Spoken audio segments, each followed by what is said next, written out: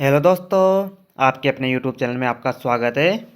इस क्लास में हम इलेक्ट्रिशियन थ्योरी के टॉप एमसीक्यू क्वेश्चन करेंगे जो कि प्रीवियस एग्जाम में पूछे गए थे। वीडियो को बिना स्किप किए लास्ट तक ज़रूर देखना तथा लास्ट में कमेंट्स बॉक्स में आपको बताना है कि वीडियो हमारी कैसी लगी। बिना देरी के हम अपनी क्लास को स्टार्ट करते हैं। आज का हमारा पहला क्वेश्चन है जो एग्जाम में पूछा गया था।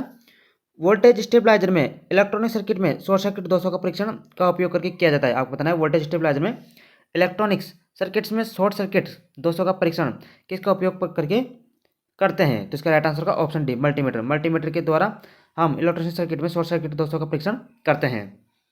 अगला क्वेश्चन हमारा जो एग्जाम में पूछा गया था, एक डाइलेक्ट्रिक माध्यम में विद्युत प्रवाह घनत्व और अनुरूप विद्युत क्षेत्र में सामर्थ्य के बीच के अनुपात को कहा जाता है। आपको बताना है एक डाइलेक्ट्रिक माध्यम में विद्युत प्रवाह घनत्व और अनुरूप विद्युत क्षेत्र के सामर्थ्य के बीच के अनुपात को क्या कहा जाता है। तो इसका राइट आंसर होगा ऑप्शन सी, इसे हम निरपेक्ष विद्युतशीलता कहते हैं। Option C is the right answer.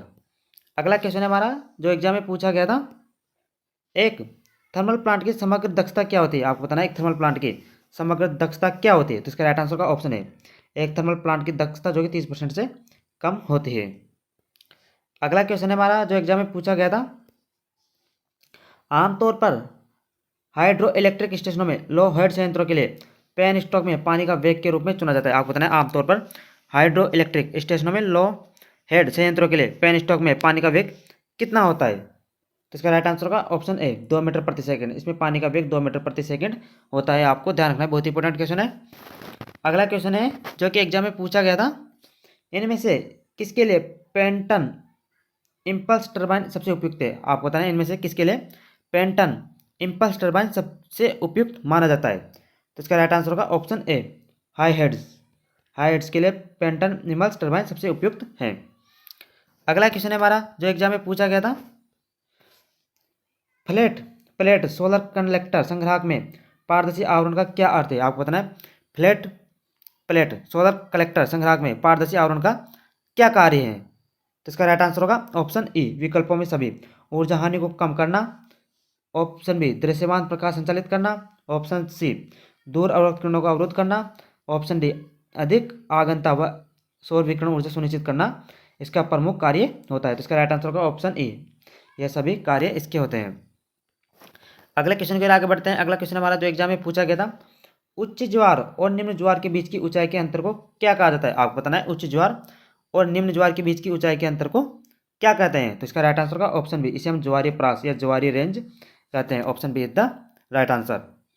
अगले क्वेश्चन की ओर आगे बढ़ते हैं। अगला क्वेश्चन जो एग्जाम में पूछा गया था, सर्किट में विद्युत रिसाव से बचाने के लिए का उपयोग किया जाता है। आपको बताना है सर्किट में विद्युत रिसाव से बचाने के लिए किसका उपयोग किया जाता है। तो इसका राइट आंसर का option C ELCB earth leakage circuit breaker के द्वारा हम सर्किट में विद्युत रिसाव से बचाते हैं।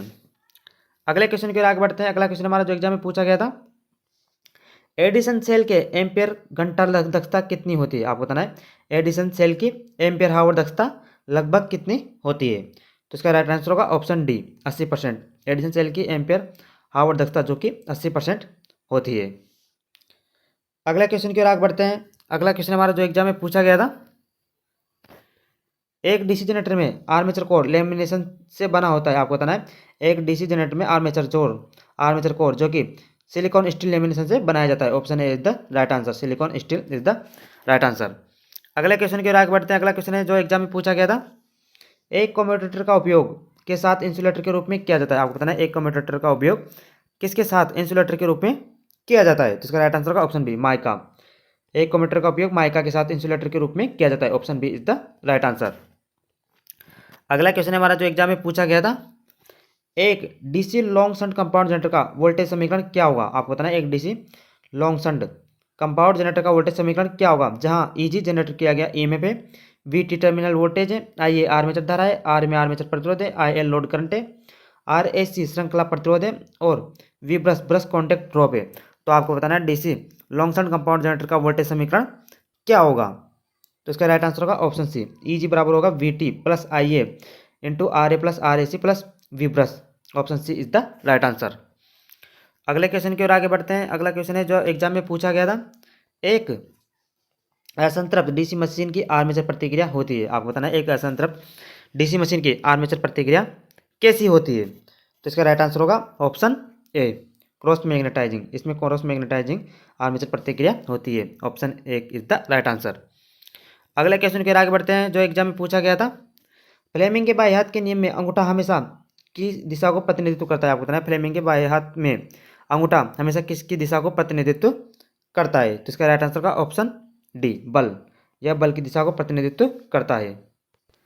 अगला क्वेश्चन है हमारा जो एग्जाम में पूछा गया था। एक स्थिर विद्युत धारा द्वारा उत्पन्न चुंबकीय क्षेत्र का वर्णन करने वाला एक समीकरण है। आपको बताना है एक स्थिर विद्युत धारा द्वारा उत्पन्न चुंबकीय क्षेत्र का वर्णन करने वाला समीकरण किसने दिया था? तो इसका राइट आंसर का ऑप्शन बी बायो-सावर्ट का नियम। Option B is the right answer. Option B is the right answer. अगले क्वेश्चन के आगे बढ़ते हैं। अगला क्वेश्चन हमारा जो एग्जाम में पूछा गया था। बहुपरत सिरेमिक कैपेसिटर के इंसुलेशन प्रतिरोध मान को ओम फेरड या यूनिटों में दर्शाया जाता है। आपको बताना है बहुपरत सिरेमिक कैपेसिटर के इंसुलेशन प्रतिरोध मान को ओम फेरड या इसके अलावा किस यूनिट में दर्शाया जाता है? तो इसका राइट आंसर का ऑप्शन डी, इसे मेगा ओम में दर्शाया जाता है। Option D is the right answer. अगले क्वेश्चन के आगे बढ़ते हैं। अगला क्वेश्चन है जो एग्जाम में पूछा गया था।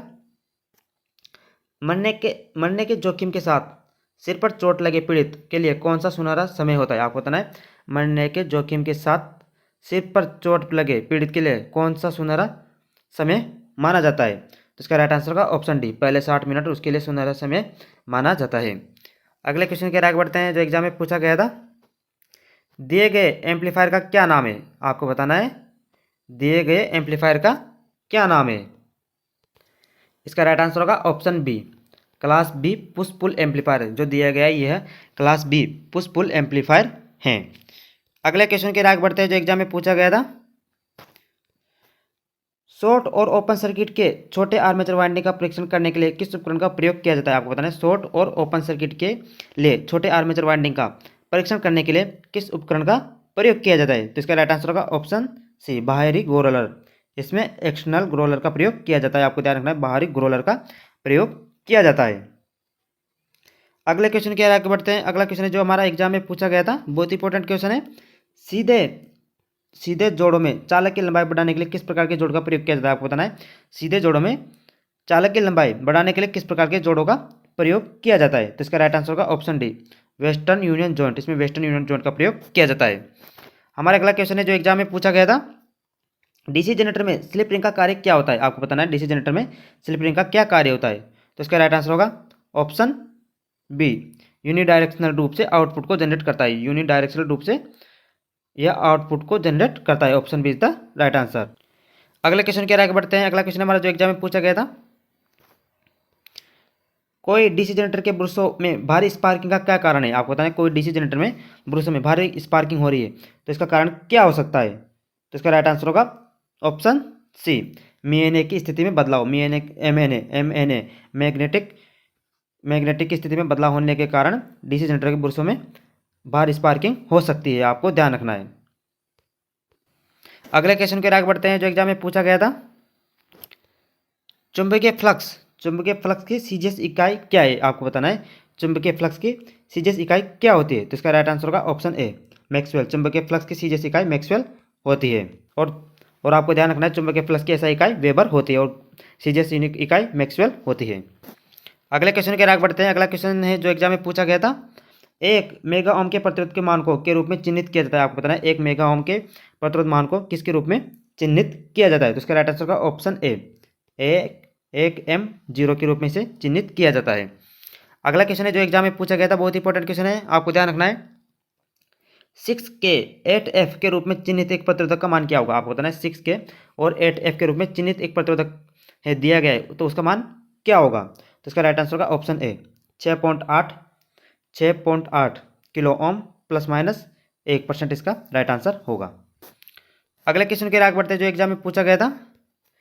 समांतर परिपथ में जितने अधिक उपकरण जुड़े हैं तो उसमें क्या होगा? आपको बताना है समांतर परिपथ में जितने अधिक उपकरण जुड़े हों तो उसमें क्या होगा? तो इसका राइट आंसर होगा ऑप्शन बी परिपथ में उतनी अधिक धारा लेगी। परिपथ उतनी अधिक धारा लेगा, आपको ध्यान रखना है। अगले क्वेश्चन के आगे बढ़ते हैं जो एग्जाम में पूछा गया था। गैल्वेनाइज्ड आयरन को सोल्डर करने के लिए किस प्रकार के सोल्डरिंग फ्लक्स का प्रयोग किया जाता है? आपको बताना है गैल्वेनाइज्ड आयरन को सोल्डर करने के लिए किस प्रकार के सोल्डरिंग फ्लक्स का उपयोग किया जाता है? तो इसका राइट आंसर का ऑप्शन डी इसमें हाइड्रोक्लोरिक एसिड का इसमें प्रयोग किया जाता है। आपको ध्यान रखना है, बहुत इंपॉर्टेंट क्वेश्चन है। अगले क्वेश्चन के आगे बढ़ते हैं जो एग्जाम में पूछा गया था। सबमर्सिबल पंप मोटर के लिए किस प्रकार की वाइंडिंग का वायर का प्रयोग किया जाता है? आपको बताना है सबमर्सिबल पंप मोटर के लिए किस प्रकार की वाइंडिंग का वायर का उपयोग किया जाता है। तो इसका राइट आंसर का ऑप्शन ए, पीवीसी इंसुलेटेड को प्रकार के इसमें वायर का प्रयोग किया जाता है। Option A the right answer. अगले क्वेश्चन की आगे बढ़ते हैं। अगला क्वेश्चन जो एग्जाम में पूछा गया था, एक अल्टरनेटर के रोटर को डीसी प्रदान करने वाले उपकरण का क्या नाम है? आपको बताना है एक अल्टरनेटर के रोटर को डीसी प्रदान करने वाले उपकरण का क्या नाम है? तो इसका राइट आंसर का ऑप्शन है, इसे हम एक्साइटर कहते हैं जो कि डीसी प्रदान करता है। अगले क्वेश्चन की आगे बढ़ते हैं। अगला क्वेश्चन है जो हमारे एग्जाम में पूछा गया था, वायु का आपेक्षिक परावर्तक नियतांक कितना होता है? आपको बताना है वायु का आपेक्षिक परावर्तक नियतांक कितना होता है। तो इसका राइट आंसर का ऑप्शन है, इसका परावर्तक नियतांक 1.0006 होता है। अगले क्वेश्चन के आगे बढ़ते हैं जो एग्जाम में पूछा गया था, गुरुत्वाकर्षण नियंत्रण में लेंस उपकरण में किस स्थिति का उपयोग किया जाना चाहिए? आपको बताना है गुरुत्वाकर्षण नियंत्रण में से लेंस उपकरण में किस स्थिति का उपयोग किया जाना चाहिए। तो इसका राइट आंसर का ऑप्शन बी, लंबवत स्थिति का इसमें प्रयोग किया जाना चाहिए। अगले क्वेश्चन की ओर आगे बढ़ते हैं। अगला क्वेश्चन है जो एग्जाम में पूछा गया था, पैनल के अंदर केबल को कीड़ों और चूहों से कैसे बचाया? आपको बताना है पैनल के अंदर केबल को कीड़ों और चूहों से कैसे बचा सकते हैं। तो इसका राइट आंसर का ऑप्शन बी, ग्रोमेट का उपयोग हम इसे बचा सकते हैं। अगला क्वेश्चन है जो एग्जाम में पूछा गया था, कंट्रोल पैनल डिजाइन का चयन करते समय किन आवश्यक कारकों का विचार किया जाना चाहिए? आपको बताना है कंट्रोल पैनल डिजाइन का चयन करते समय किन आवश्यक कारकों का विचार किया जाना चाहिए। तो इसका राइट आंसर का ऑप्शन डी, कंट्रोल पैनल के आकार का ध्यान रखना चाहिए।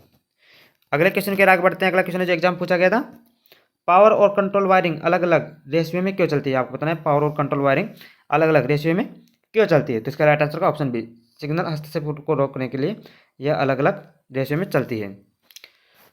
हमारा आज का अंतिम सवाल है जो एग्जाम में पूछा गया था, घरेलू वायरिंग सर्किट में कौन सा सर्किट ब्रेकर स्विच एवं सुरक्षात्मक उपकरण के लिए प्रयोग किया जाता है? आपको बताना है घरेलू वायरिंग सर्किट में कौन सा सर्किट ब्रेकर स्विच और सुरक्षात्मक उपकरण के रूप में उपयोग किया जाता है। तो इसका राइट आंसर आपको बताना होगा। आप इसका राइट आंसर कमेंट्स बॉक्स में बताना। इसी के साथ आज की वीडियो हम यही समाप्त करते हैं।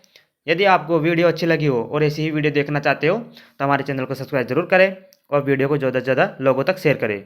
इसी के साथ हम अपनी वीडियो को यहीं समाप्त करते हैं। धन्यवाद।